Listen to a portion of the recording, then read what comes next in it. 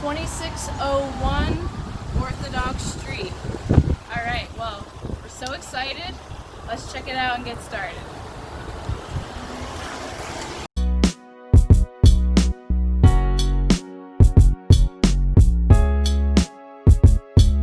All right, so we're gonna start with the infant room. You could just follow me right on in here.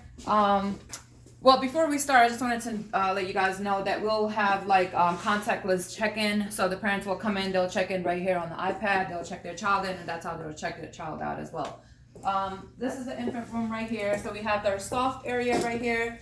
All our babies starting from 6 weeks on up to 1 year, they're gonna be in here. This is their crawling area, no shoes allowed. And on this side, we're gonna have their nap area and their feeding area. And then we will move on into preschool. So in our preschool classroom, we have lots of stuff for them to do in here. Basically, they come in here when they're 3 years old, and then they're here till they start kindergarten. In preschool, we have our science section set up over here. They have different activities. The teacher will have different activities for the kids to do. Moving forward, we have our art section. We definitely believe in kids being able to express themselves, so we'll have a whole art section over here. And then after that, we have our dramatic play section. Dress up clothes for the kids. Circle time for the kids. And then over there to the left is our block section. In preschool, we're also going to be introducing the kids to technology. So our classroom is equipped with iPads. Kids will have a lot of time to be on the iPads to do learning activities. Now, could you imagine having that as a preschooler? I know I can't. So over here is our little library. So the teacher will bring the kids in here, sit down. They'll have some reading time in here.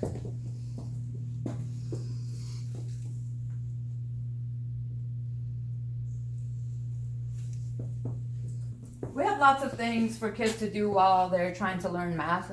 Math is something that kids really don't take well to. They think it's boring. So I made sure that I have different ways for them to learn math and for them to be interested in it and to make it fun for the kids. This right here is our tablet classroom. So I specifically built a bathroom in here because at this age, that's when they're getting potty trained. So when they're 1 year old, they come from the infant room in here, and then they're here till they're 3. So some of our kids are not going to be potty trained. Some of them will be potty trained. So we have a diaper changing table in here along with a toilet so that the ones that are potty trained can be on the toilet. The ones that need to be on the table, they can still be on the table. So same setup in here. We have our block section, puzzle section, dramatic play, art section for the kids. Lots and lots of stuff for kids to do, so they'll never be bored. But as I mentioned previously, all the activities are going to be led by the teachers, and the kids will have a certain amount of time in each section. How many kids are you expecting to bring in here once you open up? Well, I got the number for 45 kids that I will be able to be licensed for according to the space that I have. But due to COVID and everything, we're going to be keeping our numbers down low. So it's a brand new daycare. We haven't gotten licensed yet, so I'm still waiting for that. I'm thinking probably beginning of January. Towards the end of January, we should be licensed, ready to go. But like I said, we're licensed for 45, but I'm probably going to keep it at 50%. And I'll probably even do like 20 kids just so that we can make sure that our kids are being safe and, the staff has enough time to be able to cater to all the kids. We're not overwhelmed in here. Right. You don't want it to be too crowded. Exactly. During this time with COVID, it's been running rampant everywhere, it seems. How many teachers do you think are going to be working here once you finally do open up? Well, that all kind of depends on how many kids we have. Okay. So there's really no way to kind of guess that. So, but the ratios for infants is 4 infants to 1 teacher. I'm going to try to do half of that. So 2 to 1, 2 infants to 1 teacher instead of the 4. That's the norm. Toddlers, it's 5 toddlers to 1 teacher. So I'm probably just going to try to keep it at 3 toddlers to 1 teacher. Do you have monitors around the place to keep an eye on everything? Of course. All our classrooms are equipped with cameras. I also have a monitor in here, so all the classrooms are going to be displayed on here. So if I'm in here doing my work, the assistant's in here doing her work, we're constantly keeping an eye out on what's going on into the floor. we're always walking back and forth, checking in, but if we're in here, we can always still keep an eye out in here. Not only that, we're going to be offering a service, it's called Parent View. So if that would be an additional service if the parent is interested, they can download the app and they can have access to what their kid's doing throughout the day. You can log onto the app, you're at work, you just want to see what your child is doing in that very moment, you would be able to do that.